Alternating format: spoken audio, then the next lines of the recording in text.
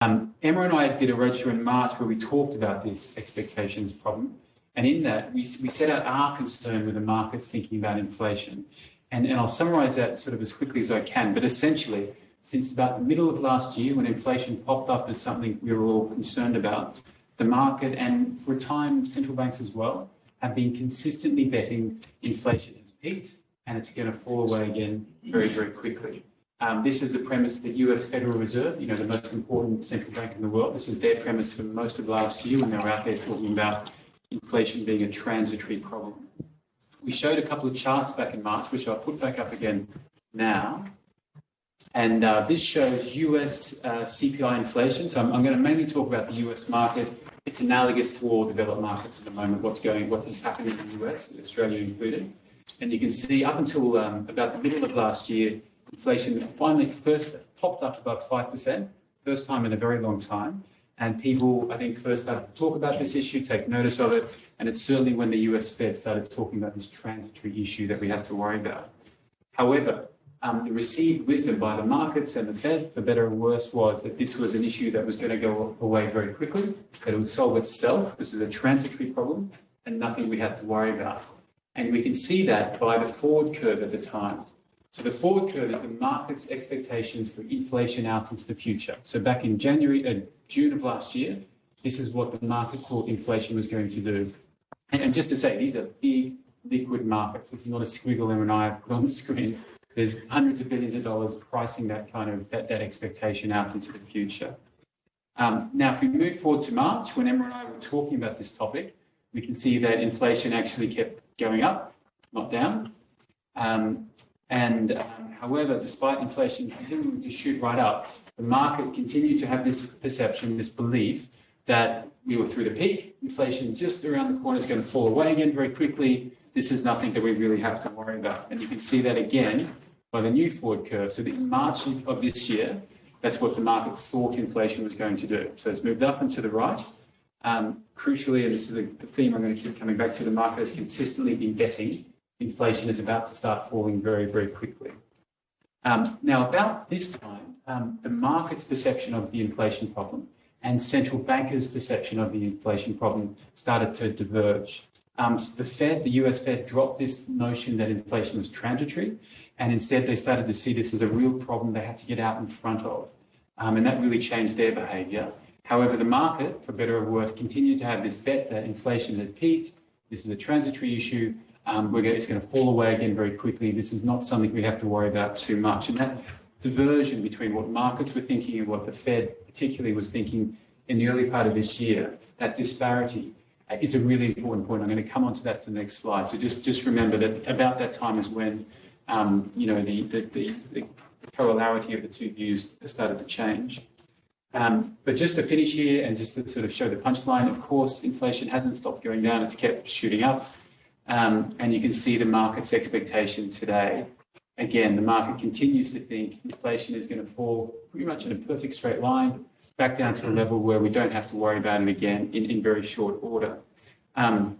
Inflation has actually fallen. So you can see the navy line, the realised inflation line, it's fallen. We've had 1 month where it's fallen, which has got the markets very excited. And that's been part of the big rally we've seen in the last few weeks. And maybe it is the end of it, and maybe the forward curve today is right. But I think the paradigm I'd ask you all just to keep in your mind as I keep talking is the market for a long time has had this bet. Inflation is about to end and it's going to go away very quickly. This is not something we have to worry about a lot. Now, inflation is a horrible problem for all of us. It's the silent tax. Money in the bank starts losing 5 to 10% a year. That's very painful. Our purchasing power all changes a lot. For financial markets, the main reason we worry about inflation is because of the impact it has on interest rates. Central banks, especially all the developed market central banks, have a mandate to keep inflation very low and very stable, importantly. And the main policy tool they have to achieve that is their ability to increase interest rates. That's why we're always obsessing about what the RBA does and mortgage rates and things like that. This is another slide that we showed in March. And you can see, so this is US short-term interest rates. And you can see the slide takes you to realized US short-term interest rates until June of last year. So this is when inflation had just hit 5%, like I showed on the previous slide. the market was just starting to talk about inflation as a problem that maybe we need to pay a bit of attention to. And you can see the market was very, very relaxed about interest rates. That's the forward curve. So we're now looking at the forward curve for interest rates. This is what the market thought interest rates are going to do over the next sort of 5 to 10 years. And I think the key takeaway is they didn't think they were going to do much. So even though inflation is 5%, the Fed's talking about this as a transitory problem. Inflation, interest rates are expected to rise very gradually, and in the scheme of things, not by much at all. You can see that by March, as inflation wasn't falling, but it was rather going up, interest rates started to go up a little bit, and you can see the forward curve in March. And so again, this is when Emma and I are sort of having this conversation with investors just a few months ago. The market's expectation up until recently was still that inflation is not a problem. Yes, interest rates probably have to rise a little bit quicker, and you can see, the shape of that forward curve, the shape has really changed at the front end. So the market started to think maybe near-term interest rates have to go up a little bit. But crucially, longer-term interest rate expectations haven't changed. They essentially haven't changed much at all.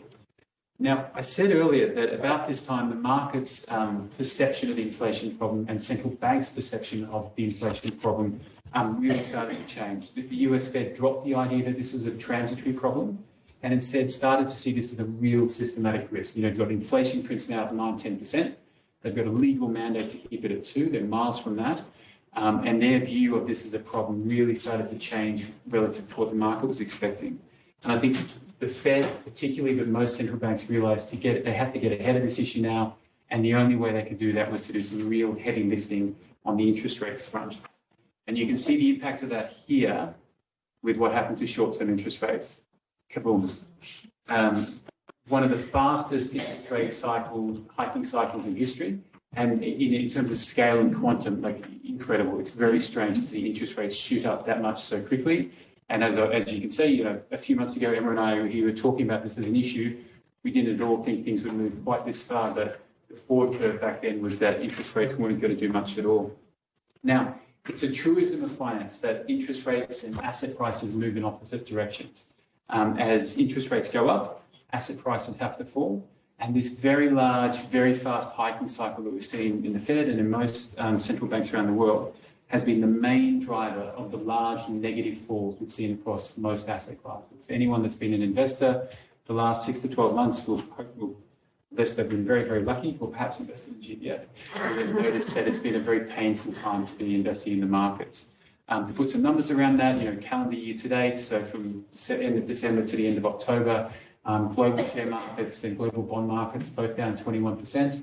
In US dollar terms, in Australian dollar terms, probably more relevantly for us, down 11%. And the racier end of the market certainly fared a lot worse. The FANG stocks, the market darlings for a long time, off 40% this year. Price of Bitcoin is halved. It's been a very tough time to invest. And most of those large moves have been driven by this inflation and interest rate dynamic. Big hike up in interest rates has had a huge impact on pretty much all asset classes. And I'll just pause there to try and do a bit of Emma's job for her, but to give GVF a small plug, over the same period of time, the GVF investment portfolio fell 1.6%, so much more modestly. And in fact, shareholder total returns were up 1%. So share price and dividend, you actually made money. And just to finish off here, and I think this is the key point, this is the forward curve today. So you can see there's been an enormous shift in longer-term interest rate expectations. That's what's driven the big fall in asset prices we've seen this year. And the key takeaway is that the interest rate market now expects rates to settle much, much higher than we've seen in recent history. And this is the dynamic that's crucially going on in the market today. When you read in the paper about people hoping there's a pivot or pivot getting pushed back, it's all talk about, is the Fed going to start cutting interest rates? Is this dynamic going to start easing somewhat? So that's where we are. That's what's happening in the market at the moment. Where does that leave us? I'll start off by saying something that I'm sure I've said in most of these presentations, and I'll keep saying until investors don't want me managing the GVF anymore. But I don't believe for a minute we're any better at forecasting the future than the next guy. There's a lot of work into it. The markets are very efficient, and it's very hard to add value in these sort of macro calls. Rather, we have a very differentiated strategy, a process that we stick to regardless of the market weather, and a process now that's proved itself through 8 years, so a number of market cycles. And that gives us a lot of confidence, hopefully, to believe that we can continue to make our own weather, regardless of what the market throws at us. Having said all of that, I think the thing that continues to worry me and the team is what Emma and I was talking about in March. Perhaps inflation really is about to fall like a stone from here. And in 6 to 12 months, this is an issue that everyone said it's gone and we don't have to worry about it anymore. And just to flesh it out a little bit, I mean, there are some really good reasons to believe inflation is going to start to moderate over the next 6 to 12 months. The most important one is just the base effect.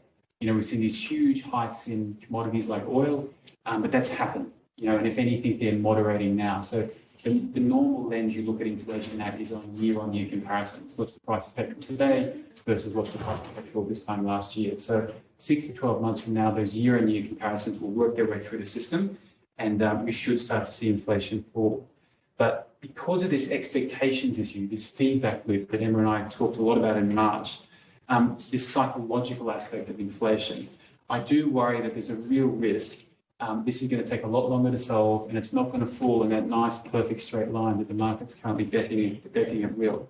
At least that seems like a very plausible outcome to us. It's certainly a long way from a 0% probability. So in terms of how we're positioning the portfolio today for review, if the market is right, if the market is about to quickly disappear into the rear vision mirror, then markets probably are due a really big bounce.